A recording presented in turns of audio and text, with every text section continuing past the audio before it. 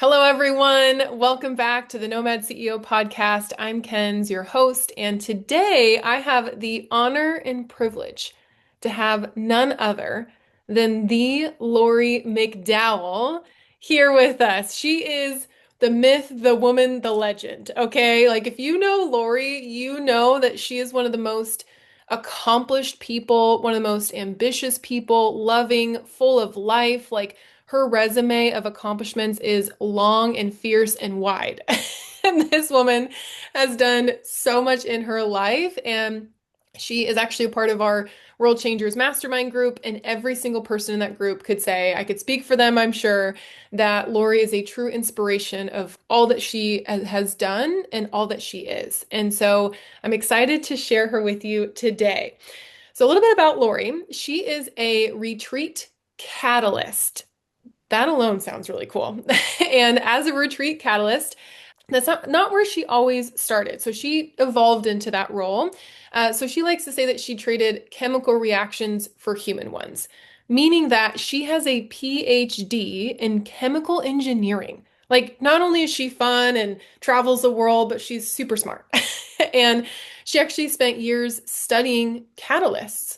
And now she's the catalyst for guiding business leaders to spark extraordinary growth through done for you and run for you transformational retreats. So you can think of her as a retreat engineer. She handles the logistics, planning, and design so that leaders can enjoy the reactions, so to speak, that they desire. So greater impact, stronger connections, and new revenue. Who doesn't like that? But without the extra work. So her mission is to help people see what's possible so that they can live extraordinary lives and create extraordinary businesses and ultimately lead to a ripple effect that changes the world. So, Lori, without further ado, so excited to have you on the Nomad CEO podcast. Welcome. Well, Kenzie, and that was an amazing introduction. So I'm like, wow, I sound like really cool. So, You are really cool. I love it. Well, thank you for joining us today. And I'm so excited to dive into not only more of what you do as a retreat catalyst and what that looks like, which we'll definitely talk about, but how you got here, where you started. So I like to think past, present, future. So what was young Lori like when you were growing up? it's funny. I grew up in this big Italian close-knit family. Like I often tell people, we were kind of like the Sopranos without the murder. We did. Like my growing up, our house, people were like always walking in and out. Like people didn't just, nobody called, nobody planned. People would show up with a box of pastry and everybody would sit down and, or we would just have, I can remember being in college and bringing home, like driving through my parents' house and stopping in some Friday night with like 7 friends. And my mom would like pull out enough food for dinner. Like it was just a very big, welcoming Italian family. And, through most of my childhood, it was a pretty happy childhood. We had, I was the oldest. I was the first grandchild. So for like 5 years, I was the center of everybody's world. Then my sister was born. And everything was like really, pretty normal, pretty fun until like I was in high school. And then we had a bit of an event that changed, really changed my life and my family's life. But my little sister, who was in 8th grade at the time, ended up getting hit with a car and she was in a coma for like 6 months and we didn't know if she was going to survive or what was going to happen. She ended up surviving, but she had brain damage. To this day, she's still alive. She's in her 50s now, but she needs to be taken care of. She's never been able to live alone. So that day I kind of lost that sister who, we never got along all that well, but I always figured we'd grow up and we'd become best friends, and do things together. But I think that day also changed the way I looked at life to a certain degree, because until then, like most youngsters and kids, I always thought, life would go on forever. That was like the reality, like, wow, nothing's guaranteed. I better live every day because you never know what's going to happen. So it really made me think about living life to the fullest every single day after that. And I tried to live the rest of my life that way. Wow, that is, I can only imagine what that would be like for you and your family and for her. And I mean, that's life altering, no question about Yeah. it. And thank God she survived and she's still here and, in her 50s. That's amazing. But nonetheless, like you said, it looked different and then the expectations of it. So I love that you took such a pure and powerful lesson from it. That's amazing. And so what did that look like then becoming, getting into school and studying chemical engineering? Yeah, after that, it was very different in that I think that helped me also become very self-reliant because, that Mm, happened when I was a senior in high school. And as I went off to college, I really, I guess I had always been somewhat self-reliant and, self-started. I was never one of those kids that needed motivation. I motivated myself. Like I was the one who wanted the good grades and everything. But mm, that really meant I was, somewhat on my own because my parents were busy with my sister and I had to kind of, become very independent, which served me well through most of my life because I became independent. I never really depended on anybody else for, for money, for work. I kind of learned to support myself at a fairly young age as far as I still had loving parents, but they were busy. So that was kind of what it went through going through chemical engineering. And, I kind of went through school, got a job, did all those normal things. mm. So yeah. Yeah. Yeah. I'm curious because I know you as such, yeah, the adventurous person that you are. In addition to your intelligence and your accomplishments, did the adventurous spirit, like, did that come out in your younger years when you're working as a chemical engineer in the same way, or is that amplified over time since you've transitioned from Yeah, that I mean, I role? think it did start, when I think really my sister's accident kind of jumped that into a certain degree. But I was probably always a little bit adventurous. I had another experience.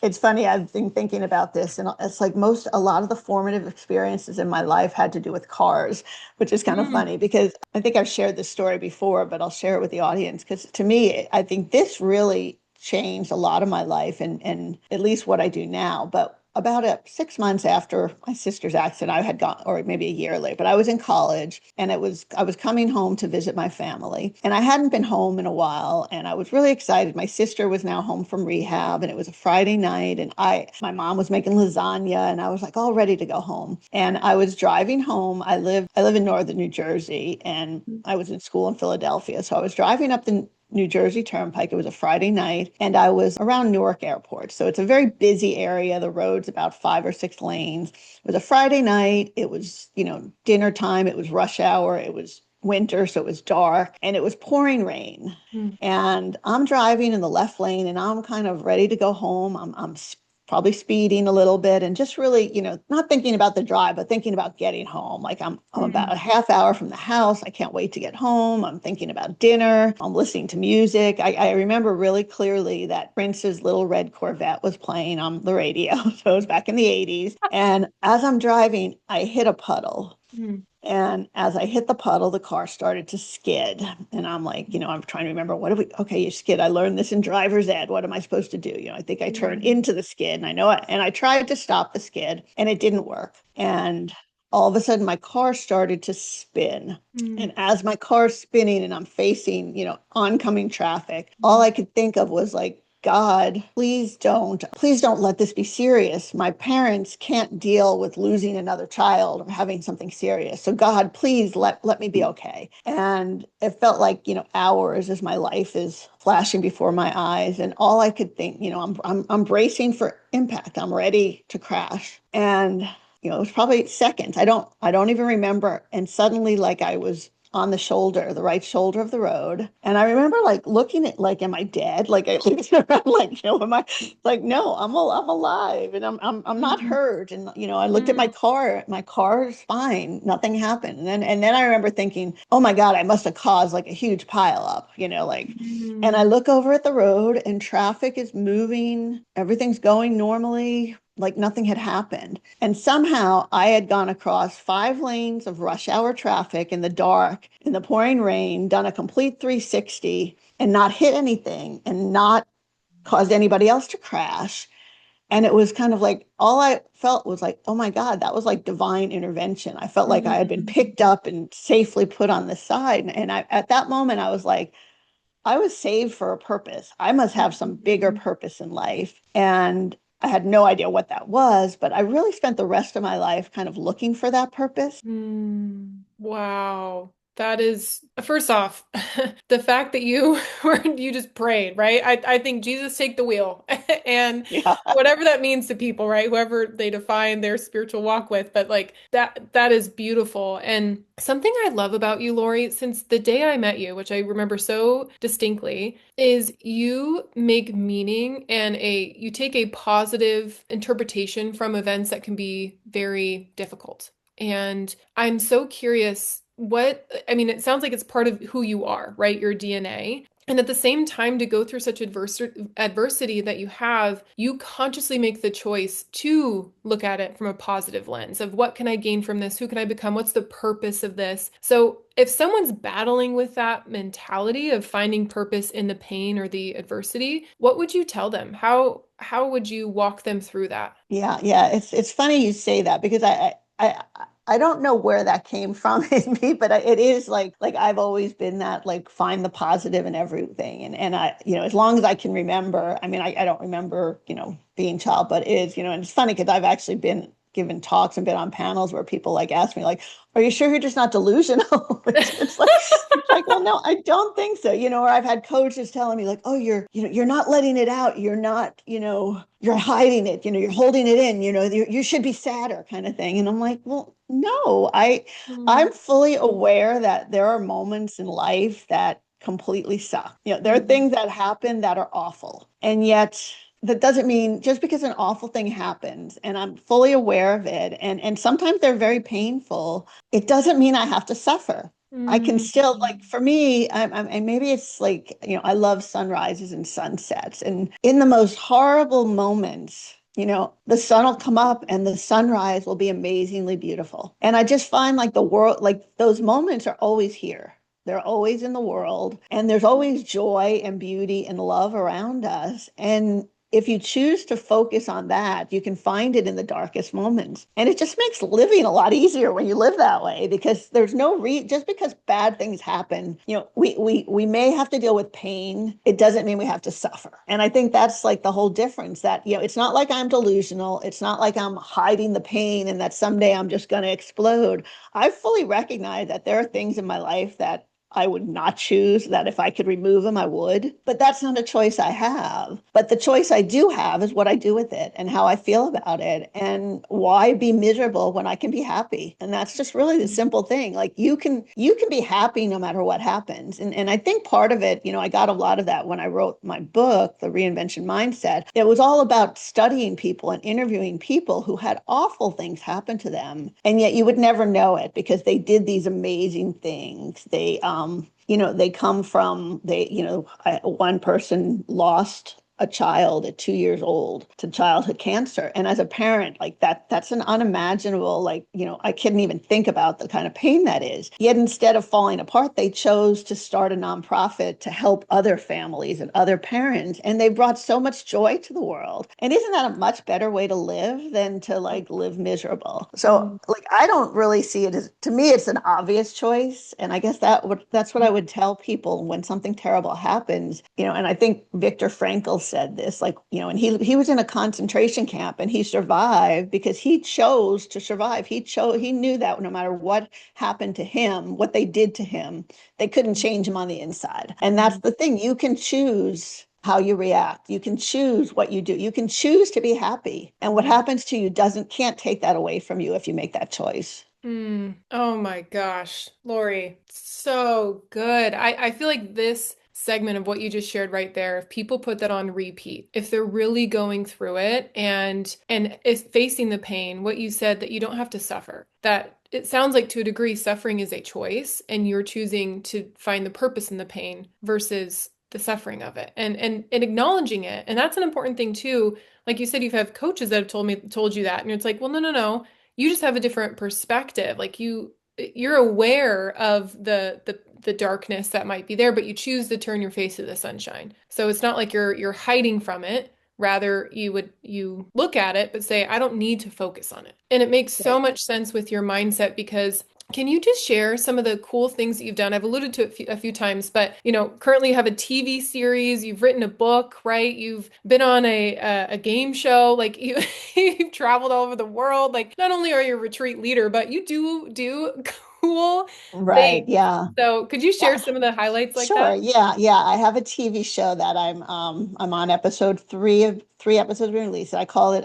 Journeys of Impact, Extraordinary People, Extraordinary Places, Mm. Extraordinary Change. And it's funny because I had no idea I would ever want to do a TV show. And one day it was about a little over a year ago, I was journaling. Somebody said, go and write about your plans for a year from now. And as Mm. I'm journaling, I'm just not really thinking, I'm just writing whatever comes to me. And then I read it and it's like, oh, and I will have a successful TV show. And I was like, oh, where did that come from? Hmm. Okay, I guess I'll do that. And then, in September, had this opportunity to start this TV show. So it started, I said, okay, let's start it in January. And we've started in January and we've had three episodes come out so far. And it's been so much fun because I try to film when I'm traveling. We may have to go back and they'll do a Fiji episode from the stuff in the past. So interview all the people and then maybe pull some footage off of that because I think that would be really fun. But Mm. and I've done an episode in Utila. I did an episode in Long Beach before going on the marketers cruise. I did some episodes on the cruise going through Mexico.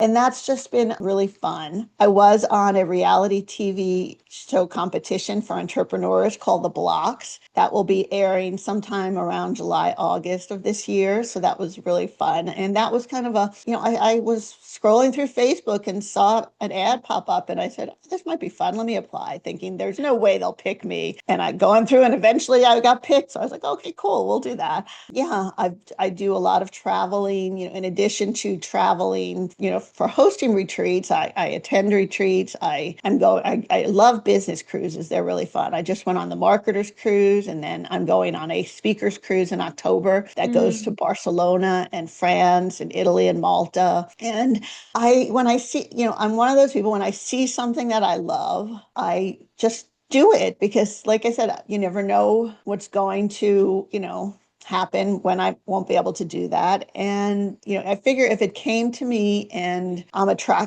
drawn to it, there's a reason I'm meant to do it. So, I'm going to be Mm. speaking at a summit down in Mexico this September. I'm actually going to attend another retreat for retreat leaders, hopefully in Croatia in October. So I just, I do fun things. Part of doing the fun things too is they help me support other people in organizations. Like one of the fun things I did was for an organization local called the Women's Home that supports, women survivors of domestic violence and women who have had to have lost their homes. They had a fundraiser, and if you raised $1,000, you got to rappel off the DoubleTree Hilton Hotel. So I was like, oh, I'm going to raise that money. So I raised over $1,000 and got to basically jump off a 30-story hotel and rappel down the side of the building. What? Oh, I didn't know that. That is amazing. Are you kidding me? No, it was really fun. So Wow. Okay, Lori, thank you. And I'm sure the list could even go on, but that alone is remarkable. That is extraordinary. Most people won't do a couple of those things in their lives, let alone all of those things. And yet what's to come for you? And man, okay, so couple things I want to dive into. Number one, I do want to talk about Fiji briefly and a little bit of how we met. So we met through a mutual friend, a married couple, Jason and Betsy Souter. Love them. They're amazing. And he's your one of your coaches in yes. speaking, right? So amazing man there. And I met him in an apprenticeship at our church. So good friends, highly respect. And we met at I don't know, was it a Chinese restaurant? It was some Asian restaurant that you guys would Yeah, the Chinese or Japanese yeah, restaurant or something something. like that. I didn't eat, but I came to meet you. And let's see, because you're in Texas and this was in Idaho. So we met not even a year ago, like last summer, and it's February Yeah. of 2026. So, but yeah, I remember he's like, I don't know why, you two just need to meet. And I was like, that sounds great. And then so we met, and then I was putting together this retreat in Fiji, this whole movement, this 10-week intensive, mentioned it to you, and you were like, I want to go. So it makes sense that you're like, you attract these things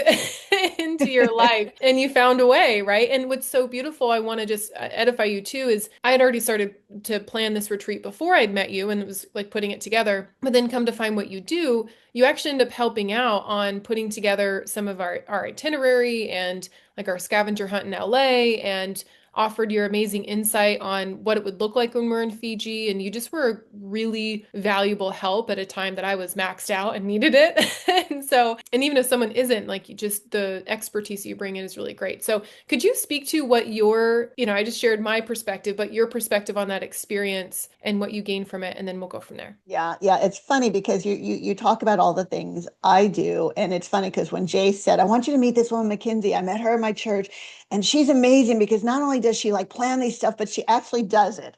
So I was like, "Oh, I'm going to meet someone," and he just and it was like perfectly put together. And it's funny because I think at that meeting we talked about I was doing a retreat in Honduras, and you were doing this retreat in Fiji, and originally they were the same week.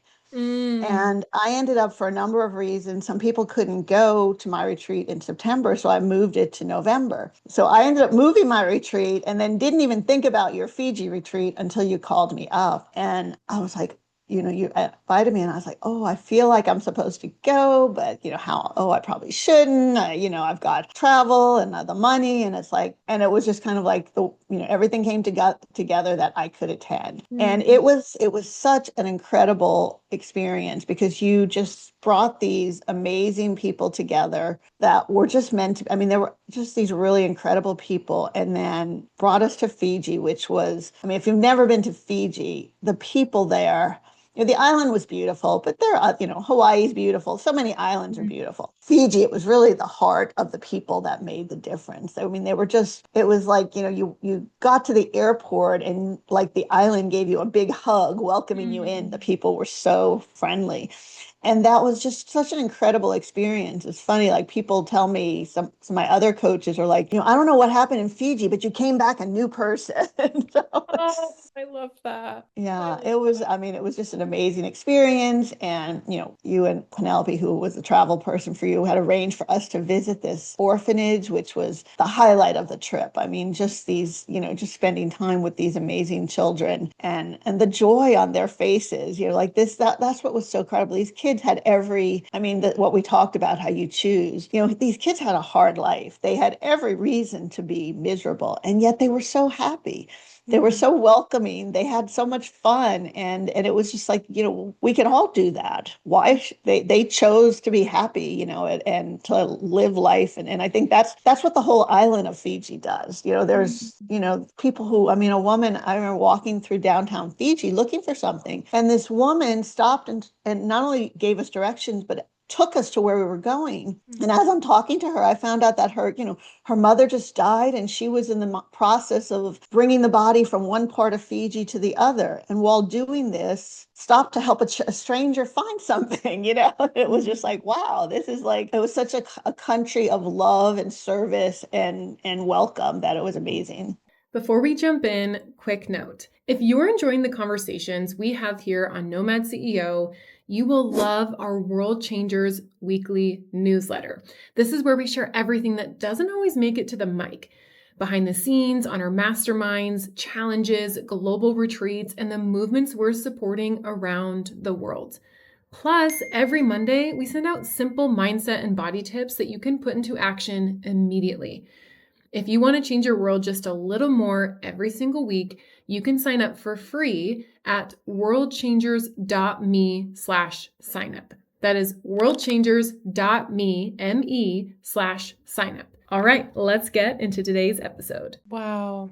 Oh, so well said. It is truly a beautiful place with extraordinary people. And you help, I mean, and I have to say too, you won the Impact Player Award for our Fiji movement. So for those that don't know, we met virtually for 8 weeks before we went to Fiji. Part of those 8 weeks was a 6-week challenge, meaning that we were challenged on our fitness activities and business activities and mindset and all this different stuff. And you got points based off of your completion of those activities. And Lori won.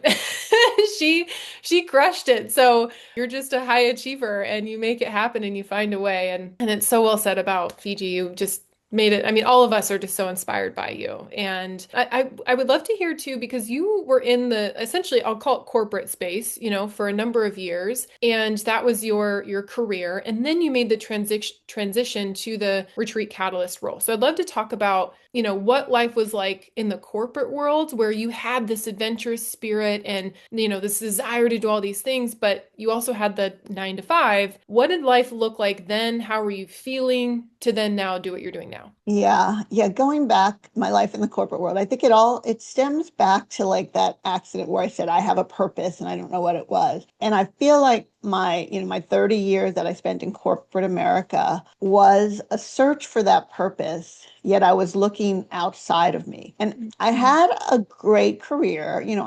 I worked for 3 different companies over that 30 years. So they were all good companies in general. At the end, we'll have some questions. We'll get to that. But I had a good career, but something like I was always searching. Like there were parts of every job that I loved. And then it was like, I would, oh, this is part. And then I'd go down. And it was kind of like something was always missing. I had the 7 year, like I would work for this company for 7 years. And like the first couple years would be amazing. I think I'm going to find this is it. And I'd do this.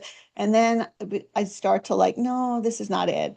And I found a lot of fulfillment outside from, volunteering in organizations, joining groups, doing even within my company, doing something that was not technically in that job description. And that's where I end up planning a lot of events and retreats and all where I drew stuff that I really loved to me, even though it technically wasn't in my job description. And I feel like a lot of my career was a search where it was good, yet something was always missing. There was a misalignment, or I wasn't getting the fulfillment, or I wasn't really where I meant to be. And I feel like there are a lot of people, especially women in corporate, are like that, where we're doing everything we're supposed to do. We got the degree. We got the good grades. We got the husband. We got the nice car. We got the house. We had 2.5 kids. We did all those things that we're supposed to. We got the good job. And then we progress up the corporate ladder. Yet we never stop and say, like, is this really my purpose? Is this really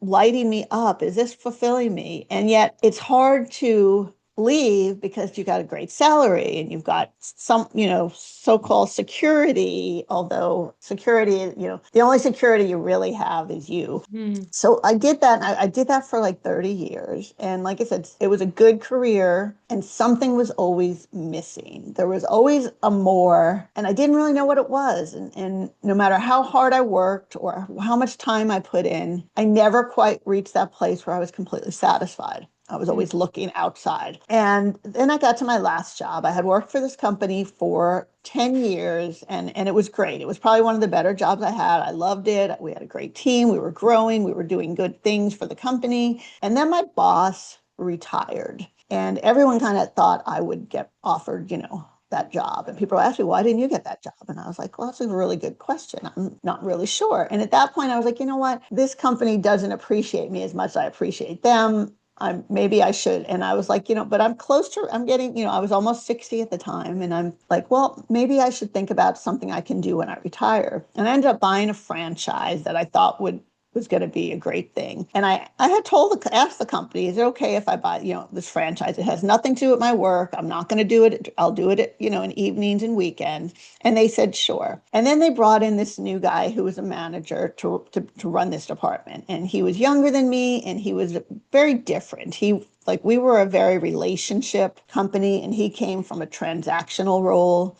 Mm. And he wasn't used to having people who were experienced and self-starters, and he kind of micromanaged us. And he asked me to do some things that I thought were somewhat unethical. And I refused. I told him no. But yet I still was doing like a really good job. I was getting, I was the face of the company at conferences. I was getting new clients. I had the biggest customers that this company had. So I was very successful. Wow. And then one day we had this meeting. It was a 2-day sales meeting. And I was even on the agenda for the second day. And it was in a city that was about 4 hours from my house. And that morning we had a call. My boss was on the call and this customer that I had just brought in, that was the biggest biggest customer our company ever had. And we had Wow. an onboarding call with them to kind of get their project set up that morning. So we had that call that morning. And then at lunchtime or so, I left to drive to the city 4 hours away because my boss and I were planning to meet at 4:30 there to go over some stuff business related. So I get to the hotel after driving 4 hours. And when I go to check into the room, they tell me my room had been canceled. And I'm like, oh, that's weird. It must be a mistake. Do you have a room? And they reinstated my room. And one of my coworkers,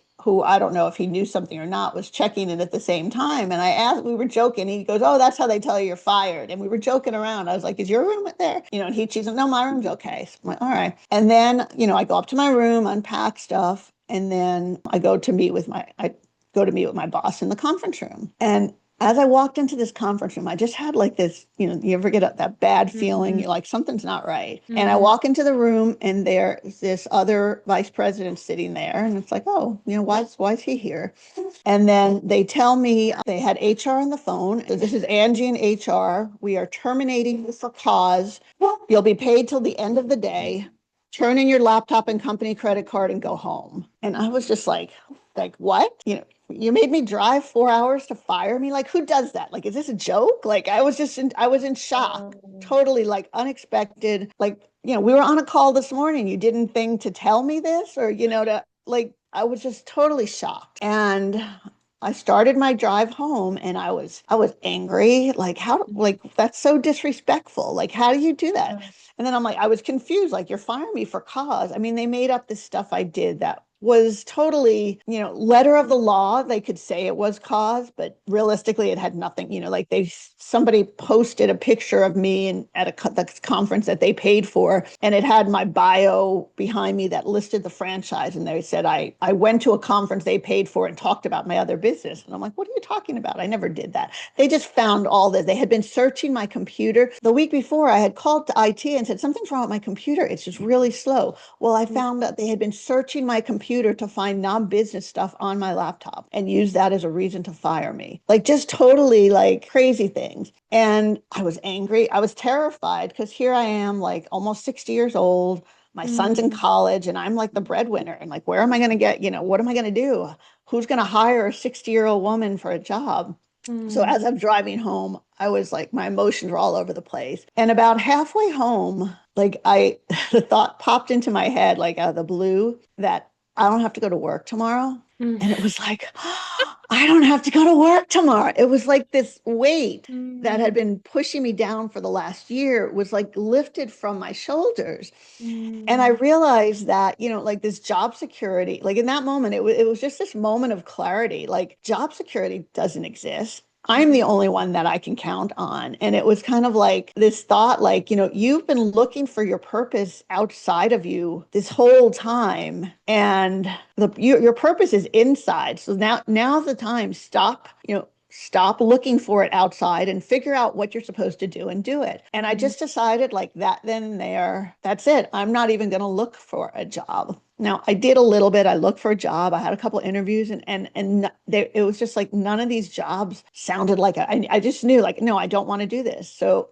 Mm-hmm. I decided I'm not going to look for a job. I'm going to start, maybe I'll do my franchise. But by that point, that wasn't feeling right either. I did that for another year or so and then decided I don't want to do that. So I closed that. But I knew I was going to do something else and I had no idea what it was. And I Mm-hmm. had no idea what my purpose was. And I had no idea how I was going to make money. But I'm like, all right, I'm just going to trust the universe. And if I have to, I could do Uber or DoorDash, or if I have to do something in the meantime, I'll figure it out. And I had always wanted to write a book and never had time. Mm-hmm. And a friend of mine who I used to work with had just written a book. And I'm like, well, maybe I'll write a book. So I called him and said, how did you do that? And I started talking to a publisher, a hybrid publisher about this and decided, the universe would just give me signs. Okay, write this book. So I wrote a book thinking, not knowing how that book was going to lead to a company or a business or income or what I was going to do with it. And as I wrote that book, and I really was exploring myself, and it wasn't a clear picture. And it was, like I said, we don't have to suffer, but there is pain. It was painful. There were months where I was using my savings. I was, tapping into my retirement income. I was, making money, selling stuff, went got rid of my car and said, well, my husband and I can share a car, and just really paring down any unnecessary expenses while I figured out what to do, and learned coaching, really started thinking about what I had to do. And between writing the book and what I've gone through and things like Fiji, and before I realized what my purpose was. And my purpose is to be me, the extraordinary me that I was born to be, and to help others do the same. And that by doing that, I'm going to create a great business and they're going to create an incredible business. And we're going to impact the world like one ripple effect at a time. Because the more people who are living their purpose and being the incredible person they were born to be, the better the world becomes. So that was a long story, but No, so good though. So good. And Lori, my heart goes out to you for being put in that position unfairly, right? Because I have no doubt that you were a top producer and brought a lot to that company. And so it's definitely their loss and how they went about that. Just so unfair, right? yeah, It like that sucks. I'm just like, ugh, and to see how you again chose out of such a pain and an unjust, unfair situation to I love it. yeah, I don't have to go to work tomorrow.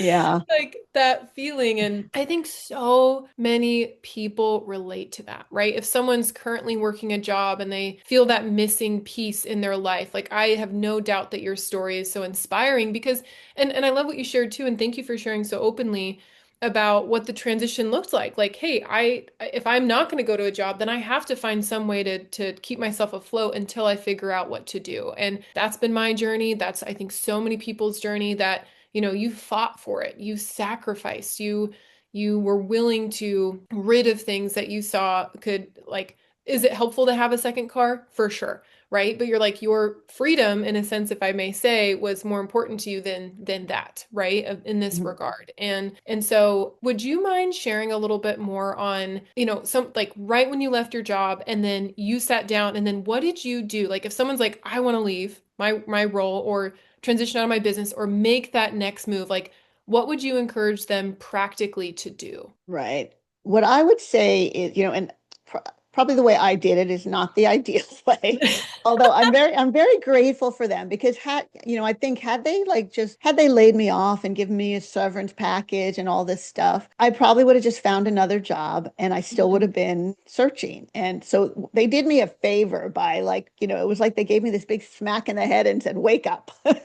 Um, Mm, but first off, if you're really unhappy in your job, I would say to stop thinking that you have to do it. Like, and you don't even have to be like, I think so many people feel like, well, I'm not miserable. I'm not suicidal. I'm not rock bottom. It's like, just because you're not rock bottom doesn't mean you can't be happier. You mm, deserve happiness. You deserve to live your dreams. mm, And the first thing is like believe that you deserve that. Believe that everyone deserves a fulfilling life. That's your birthright. A fulfilling life where you get to live your purpose is something that we all can have. You don't have to, do the shoulds. I should do this and I should do that. And anything you did is not a waste. People say, well, I got this, my mom even still says, oh, you got all this education and now you're not working as a chemical engineer. I'm like, Ma, I worked as a chemical engineer for 30 years. I think I got value from my education. I'm okay. But everything you do is a learning experience. So if you went to college to be an accountant and you hate being an accountant, don't feel like you're obligated to be an accountant. That's a journey, and your journey, the stuff you learned as an accountant will help you in life. So mm, trust yourself, trust your value, and know that you deserve to be happy. And then I would say, do think about a plan. What can I do? How much money do I have? What do I want to do? You can start that plan while you still have an income as opposed to just, leaving and winging it. mm, Often, think about, okay, what if I need money, how will I find it? Is there stuff I could sell? Do I have savings? Is there something I can do at night so I can do this thing I love during the day? And be open to that because so many people feel like, oh, I have a business and I can't make money elsewhere. I got to struggle with that business. And then the business business ends up closing. You want to, if you have that business you love, you want to make that business survive. And if you have to work at Walmart on weekends to make that business survive, be willing to do that. Be willing to work really hard for the short time for that long-term gain. Because like I said, you don't have to suffer, but there will be some pain. I mean, make any kind of transition, very few people walk out of a business and start a new business that's profitable immediately. It's going to probably Mm. take, Mm. a year, 2 years, 3 years. Mhm. And that doesn't mean it's a failure, but have a plan how you can survive through that and be willing to, do things that are hard to make that work. But always believe in it. And there's a Japanese process called Ikigai too that helps you find your purpose. And everyone should explore it, but it's basically like it's the intersection of what you love, what you're great at, what the world needs, and what people will pay for. And Mm. when you find that sweet spot for you that's there, that's what you're meant to do. And for me, I mean, I used, Chat GPT to help me. I put all those things into Chat GPT and said, Mm. give me 10 businesses, and Done For You Retreats was one of them. And I was like, and that one hit me. So Mm. use that, find out what your purpose is, find out what you value, find out what you love. Because Mm. unless you're doing something completely aligned with that, it's not going to work. Mm. So if you are thinking about something else, before you leave that job or do something else, do some exploration on what is my values? What is my purpose? What do I love doing? What is going to light me up? And think about doing something that's aligned with that, because that's when you're going to be successful. So good. Really practical things too. Can you restate those four things, the intersection where people find Yeah. that? Because I It's went, oh, go ahead. what do I love?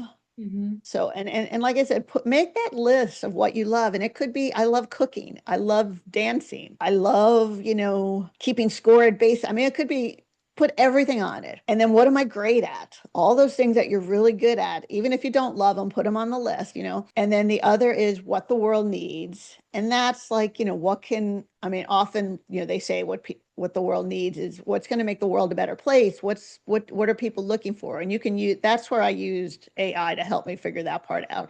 And then what will people pay for? And often they say, people will pay for relationships, people will pay for more money, people will pay for more impact. So those are like the three big things. So and health, relationships, impact, and money. So make sure what you want to do gives one or all of those. And that intersection, it's an ancient, Ikigai is an ancient Japanese way to find your purpose. So good. Thank you for outlining that because I did that process myself. I actually revisited it a couple months ago to refine a couple of things of always getting better of like my next move. And I just think that it's such a powerful exercise for people in that transition because then to your point of man, what you found then what resonated at the intersection of that. So with that being said, I would love for you to share as we get, wrap up here and Lori, you've done such an incredible job. And thank you for your stories. Thank you for your breakthrough and being willing to lean into the pain and choosing the purpose because you are such an example to so many people around you. And so could you talk about what you do in your Done For You, Run For You retreats more? What does that look like if someone were to seek you out and hire you? Sure. I work primarily with like established business owners. So people that already have a successful business in a community, and either they're kind of at that point where they're at their limit of trading time for money.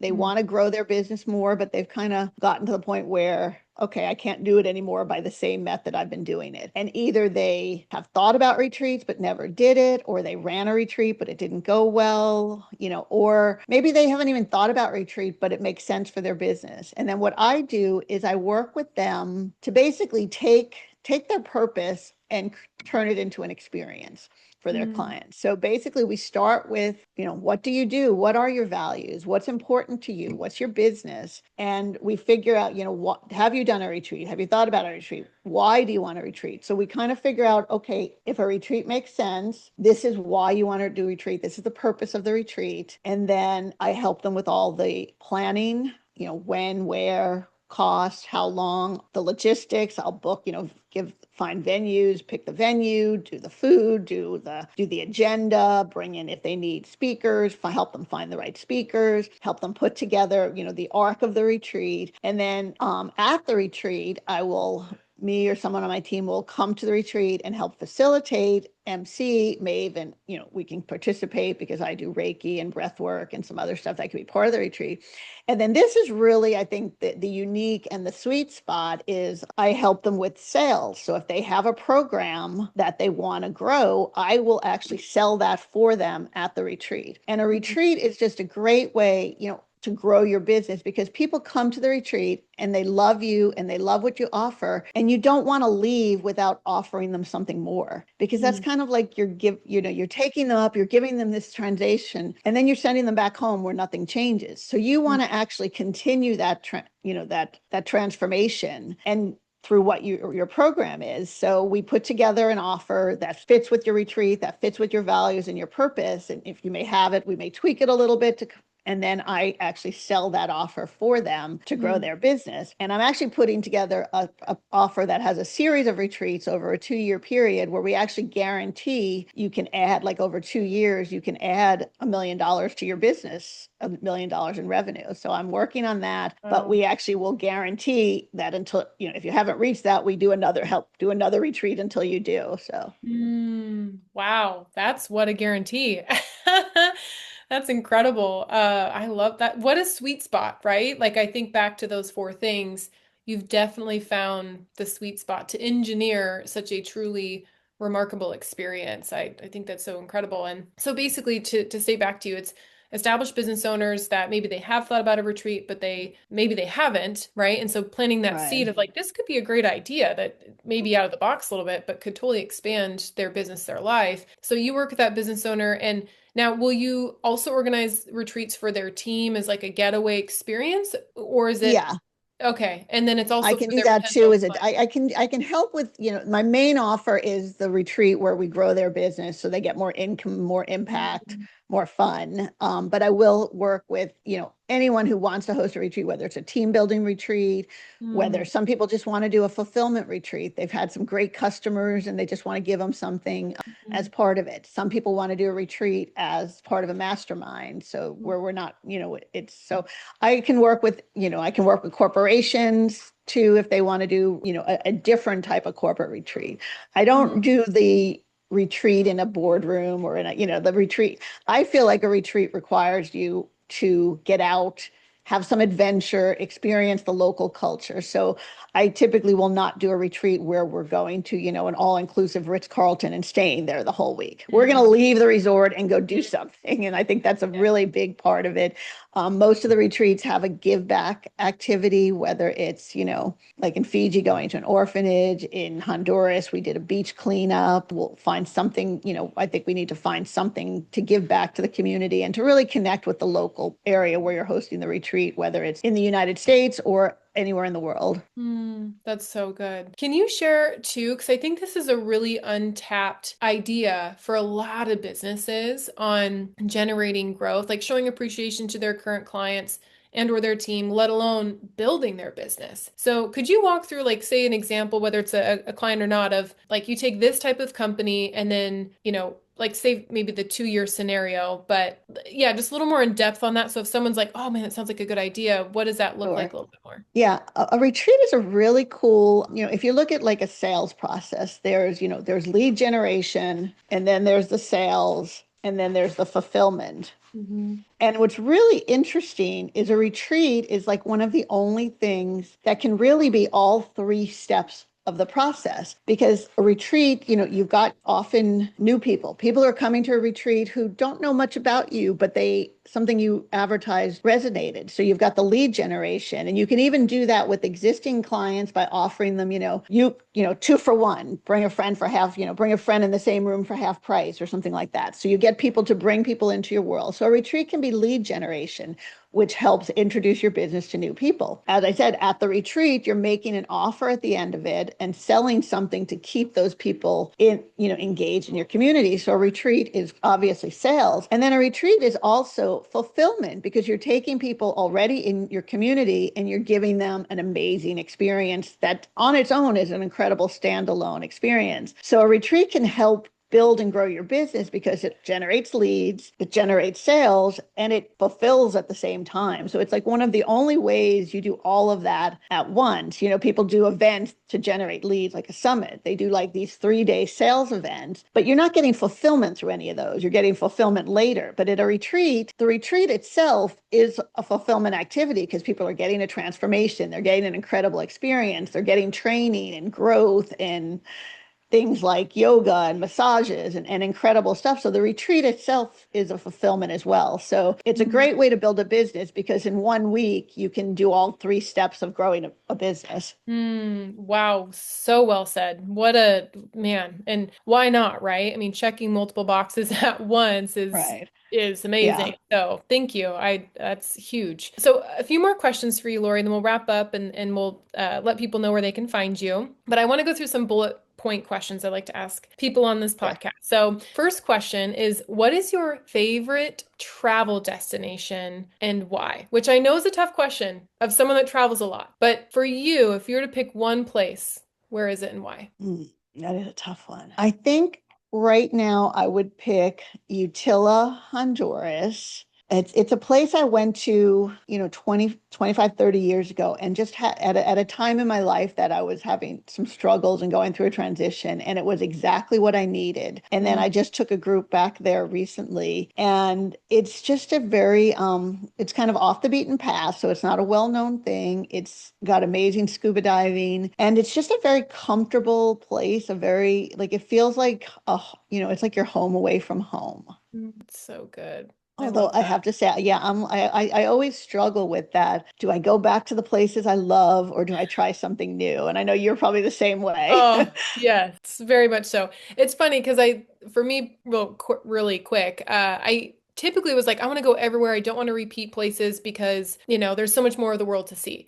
But the more places I go, the more I'm like, man, I want to go back there. I want to establish I more know. roots and get to know people. And, it's like your heart is just spread throughout the world. It's such a beautiful thing. So yeah, that's amazing. Also, yeah, you're a scuba diver. So yet another incredible thing that you do, which is awesome. What is one of your favorite books and or podcasts that you listen to? And I know there's probably many, but one that's impacted you the most, maybe recently or overall. I'd love to know. Yeah, I think one of my favorite books is it's a book by called Hello Fears by Michelle Poler. Hmm. And I read this like right before I ended up getting fired. So the timing of it was like probably really important. But it's a really interesting book where this woman, Michelle, does as she's taking a master's in something and one of their assignments is to pick something and I think do it for 90 days, pick one thing to face and do it every day for 90 days.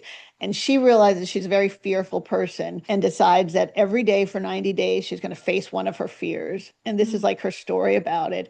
And it's just a really cool book to help you realize what you're capable of and how these fears that are really silly, that they're just holding you back, that we limit ourselves based on these fears we have for no reason. And once we do the things, it's like, oh, that wasn't scary. So Oh, cool. I've never heard of that book. That's so good. I yeah, love it's a it. really cool book. Yeah, right on. Okay. So this is also just a fun one, and you know me, my personality. I'm a goof. So it's an either or question. Do you have a favorite dad joke? Like a favorite joke that you're like, this is so goofy, so silly, so dumb. If you have one, we would love to hear it. Or if you don't, then when's the last time that you laughed so hard that you cried? I have a favorite joke, and it's really stupid, and half the people don't get it. So, Okay, cool. so it's very short. So, Okay. 3 men walked into a bar, the fourth one ducked. I know, it's really dumb, but it's like No, my it's good. favorite It's one liner. good. I love it. I do get it. So that's great. Was It like, maybe takes I a don't get while. You're like thinking, huh? Yeah. Oh, Yeah, they're I love it. That's great. Thank you. That's good. That's good. Okay, and lastly, I would love to know or have you share with everyone what your world-changing speech was about in Fiji. And I asked people on the show that obviously weren't in Fiji with us what they would give as their speech, but you actually gave a world-changing speech on a stage in Fiji that's recorded and going to be on a docuseries. So would love to hear what your topic is about. sure. Yeah, my world-changing speech was really about how, there are people that change the world, people like Martin Luther King and, presidents and, people who just are Mother Teresa, Maya Angelou, people that are well known. But the real people that change the world are like just ordinary people who do something extraordinary, like, the volunteer who sets up the chairs and makes the coffee at a meeting to support a nonprofit. Or shared the story about going through Chick-fil-A one day where there was a line. I got to the drive-through window and was told someone paid for my meal. So I Mm, turned around and paid for the car behind me, and they told me that that had been going on for 4 hours, where the mm, line never ended. And those are just little, the person who smiles at you when you need it the most. And those are the ripples that really do change the world, which means every one of us can be a world changer through, a random act of kindness, be smiling, being the person who has a kind word. And those are the things that truly change the world, because that ripple effect, you never know when that smile went to someone who maybe was going to kill themselves and you smiled and you stopped them, or what that small thing can do. And that's really what my talk was about, how we can all change the world, ordinary people with one extraordinary act, small act at a time. so good. I love that. And it was an incredible, incredible speech. You crushed it. You're a phenomenal presenter. So, well, thank you, Lori, so much. This was such a valuable conversation. I know it blessed people. There's so many nuggets in this that people could take and apply in their own life, let alone the inspiration of your story of overcoming. And I know you're going through things now that's just part of that overcoming story. And I commend you and I love you and I respect you so much. So, where can people find you if they want to connect? Sure. My website is yourextraordinarylife.net. And people say extraordinary is hard to, but it's extraordinary. So if you break it up, it's easy. So yourextraordinarylife.net. And that has like all my contact info, ways to get some free gifts, to find out more. So if you go there, you should be able to find me. And I'd love to hear from you. If you found this valuable, let me know. If you have any questions, reach out. Amazing. Thank you so much, Lori. Love you. Much love, Well, thank everyone. you, All Kenzie. And right. this was so fun. I could talk to you for hours. I know, I know. We could keep going. We'll have to do a part two. Okay, awesome. Well, thank you, Lori. Much love and goodbye, everybody.